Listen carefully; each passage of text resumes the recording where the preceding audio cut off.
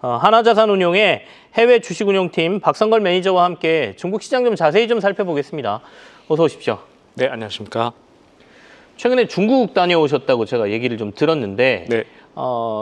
관세 이슈가 굉장히 중국에서도 크게 받아졌을 텐데요. 네. 실제로 업체들은 뭐 145%인가요? 미국에서 물린 관세가. 네. 그 부분에 대해서 어떻게 반응하고 있는지 그 얘기부터 듣고 싶네요. 네, 저희가 이번에 4월 마지막 주에 중국 출장을 가서 네. 10개 정도의 기업을 탐방했습니다. 그중에서 내수 유통하는 기업도 있었고 또 수출하는 기업도 있었고요. 네. 그래서 내수 유통하는 기업들의 얘기와 이제 수출하는 기업들의 얘기를 골고루 들어볼 수 있었습니다. 일단 내수 유통하는 부분 기업들 같은 경우에는 관세가 큰 영향이 없다라고 이제 내수 말씀을 쪽은 주셨는데, 큰 영향이 없다. 네, 그 주요하게 이러한 그 판매되는 제품들이 대다수가 다 이제 중국에 생산되거나 비미국 지역에서 생산되기 때문입니다. 네네. 그리고 또 반면에 이제 수출하는 기업들 같은 경우에는 좀 진지하게 이제 받아들이는 모습을 보였고 또한 이런 어려움 이런 것들을 호소를 하고 있었는데요. 골드만삭스의 그 4월 18일 날 골드만삭스 중국 법인에서 발표한 리서치가 있는데 네. 거기 자료를 보면 이제 그 전체 이제 70% 정도 미국 향 수출을 커버하는 46개 기업에 대해서 이제 리서치를 진행을 했고요. 그 중에서 41% 되는 기업들이 본인들의 이제 수출량의 오더가 절반 또는 아예 이제 오더가 영향을 받았고 절반 이상 영향을 받았고 혹은 아예 오더가 사라졌다라고 답변했고요. 그럼 영향이 굉장히 큰 건데요. 41% 정도가. 네, 41% 정도의 기업들이 네. 그렇게 답변했고요. 그리고 또 23% 정도 기업들은 아예 영향이 없다라고 얘기를 했고요. 그리고 36% 정도의 기업들은 약 자신의 전체 수출 물량의 20% 네. 정도가 영향을 받고 있다라고 얘기를 했습니다. 그렇기 때문에 사실 수출 기업들 같은 경우는 굉장히 큰 부담을 갖고 있다라고 볼 수 있겠습니다. 결국엔 수출 쪽은 말씀하신 대로 중국 기업 내부에서도 미국의 고율의 관세 부과에 대해서 영향이 좀 크거나 영향이 있을 거다 이렇게 우려를 좀 나타내고 있다라는 얘기인데 골드만삭스 중국 법인에서 내놓은 보고서를 기준으로 저희가 말씀을 드렸습니다. 근데 지금 이제 어쨌든 미국하고 스위스에서 협상을 하겠다는 뉴스가 오늘 나왔고 네. 그렇다면 앞으로 중국 증시가 그래도 꾸준히 조금씩 최근에 올랐지 않습니까? 중국은 어떻게 지금 바라봐야 되는 상황인가요? 일단 중국 같은 경우에는 네.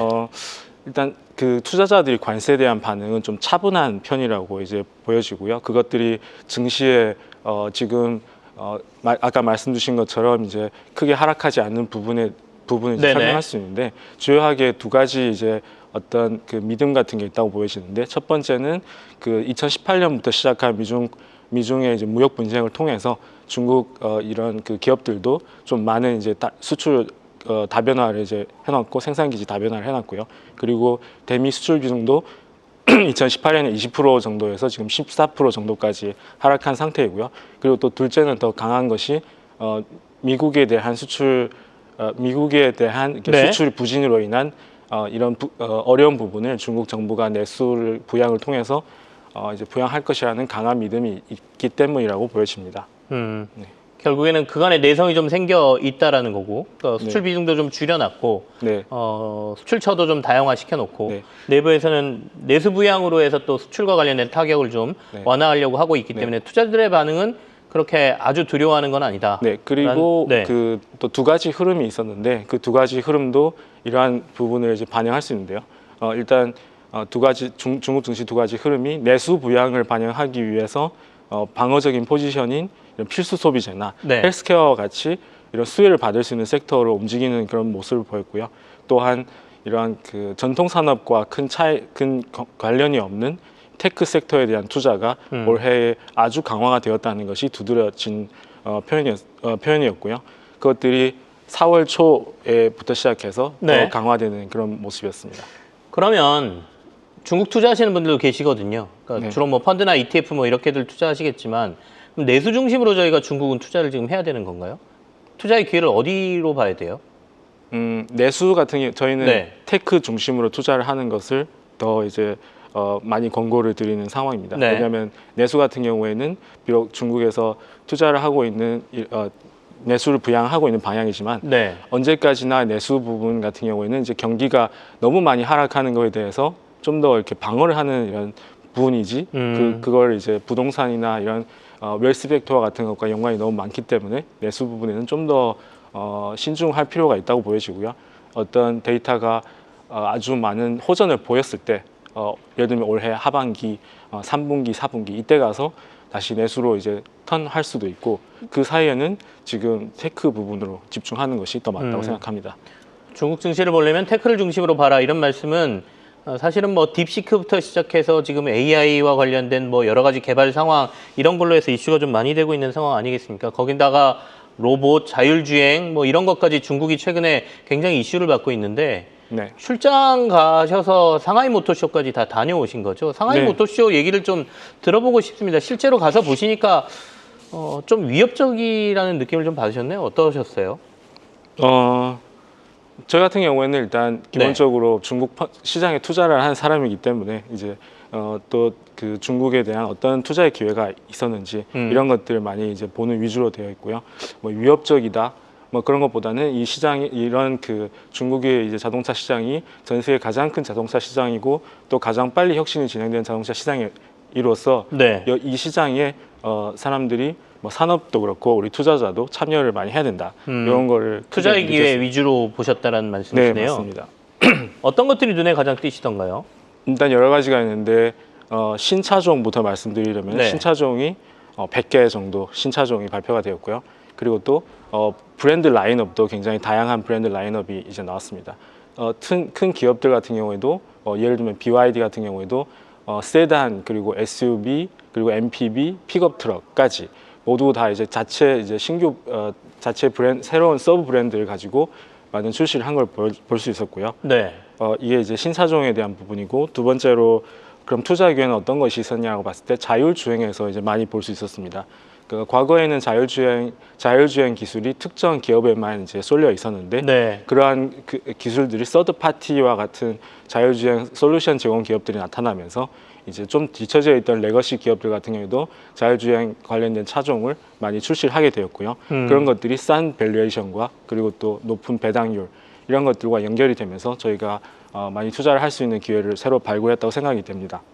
그리고 자율주행에 대해서 또 좀 더 설명을 드리자면 소프트웨어 부분이 있고 뭐 하드웨어 부분이 있을 텐데요. 네. 소프트웨어 부분 같은 경우에도 뭐 리오토, 엑스펀과 같은 이런 신진 그 자동차 기업들이 이 자율주행 기술이 많이 이제 발전됐다는 부분이 있을 것 같고요. 그리고 또 화웨이와 같이 화웨이 에이다스 시스템과 같은 이런 통합 솔루션이 네네. 있었고요. 그리고 또 호라이전 로보틱스와 같은 호라이전 로보틱스와 모멘타와 같은 서드 파티 자율주행 서비스 솔루션 제공 기업이 있었습니다. BYD 같은 경우에는 이 호라이전 로보틱스 자체 차종에 이제 비교적 저급 네네. 모델의 이 호라이전 로보틱스의 이 자율주행을 많이 탑재를 하게 되면서 이제 호라이전 로보틱스의 2024년 한 네. 50% 정도 되는 이런 매출액에 상당하는 부분의 오더를 이제 진행할 것으로 보여지기 때문에 이런 부분이 좀 주목해 볼 필요가 있지 않나. 그렇게 결국에 생각이 되고요. 중국에 저희가 말씀하신 것처럼 자율주행 쪽도 하긴 합니다만 지금 우리 산업에 가장 영향을 미치는 건 이제 배터리 산업인 것 같기도 하거든요. 최근에 네. BYD가 뭐 신기술 개발했다라는 내용도 발표를 했고 배터리 쪽은 어떻게 보이시던가요?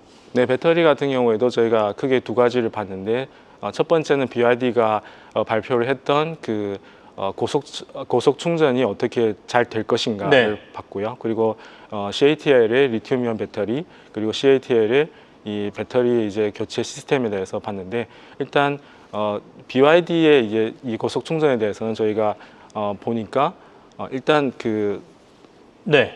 충전할 때 그 듀얼 차징 시스템을 갖고 있습니다. 현재 출시가 되는 차종은 차저가 이제 앞에 하나가 있고 뒤에 두 개가 있어서 같이 두 개를 이제 꽂는 것이고요. 그리고 차체의 전압을 이제 40% 정도 상향을 시키고 그리고 듀얼 차징을 통해서 이제 5분에 400km 정도까지 충전할 수 있는 그런 거를 가능하게 했다라는 거를 저희가 코드 하나만 꼽는 게 아니라 뭐 이른바 세 개를 꽂아서 한꺼번에 충전을 시킨다 이런 말씀이시네요. 네, 고속 차저를 두 개를 꽂습니다. 네, 그래서 그렇게 그게- 해서 충전 시간 5분에 400km 주행할 수 있는 배터리를 만들었다 이런 말씀이시네요. 네, 맞습니다. 그렇게 이제 그것이 어떻게 가능할지가 이제 궁금했는데 그걸 네. 좀 확인할 수 있었고요. 그리고 CATL 같은 경우에는 4월 22일에 그 나트륨 배터리를 이제 발표를 했는데 그거에 네. 대한 어떤 설명 같은 것도 볼 수 있었고 그리고 또 이번에 그 배터리 교체 시스템에 대해서 여러 가지 OEM들과 함께 10개의 차종을 이제 그 오토쇼에 출시를 했습니다. 그러면 저희가 향후 중국 증시에서 특히 관심을 가져야 될 섹터라든지 이건 어디로 보십니까? 일단 그 자율주행과 관련된 섹터 방금 네. 말씀드렸고요. 전기차에 관련된 섹터도 있을 수 있고요. 그리고 또 이제 AI에 관련된 부분, 이제 그런 부분을 볼 수 있는데 기본적으로 AI에 대한 투자가 올해 크게 이제 증가될 것으로 이제 보여집니다. 그러한 원인은 이제 다 아시다시피 딥시크의 출현이라고 보여지는데요.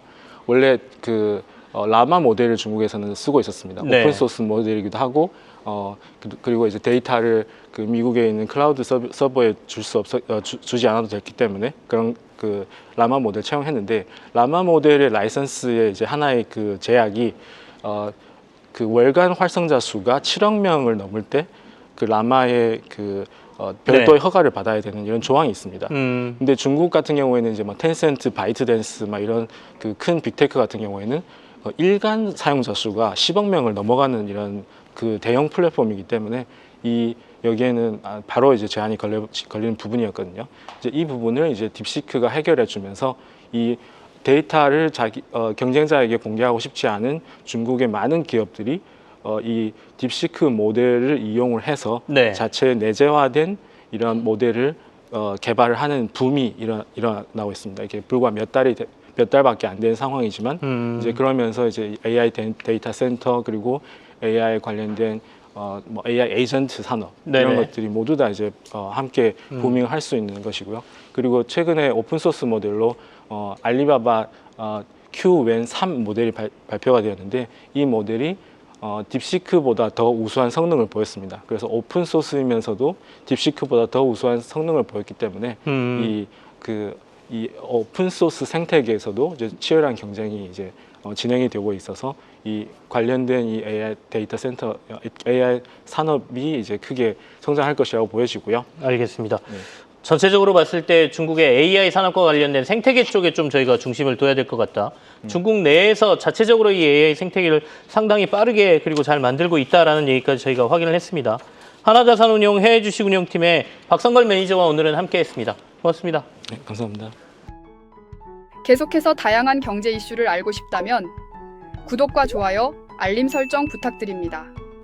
AI 캐스터 권미정이었습니다.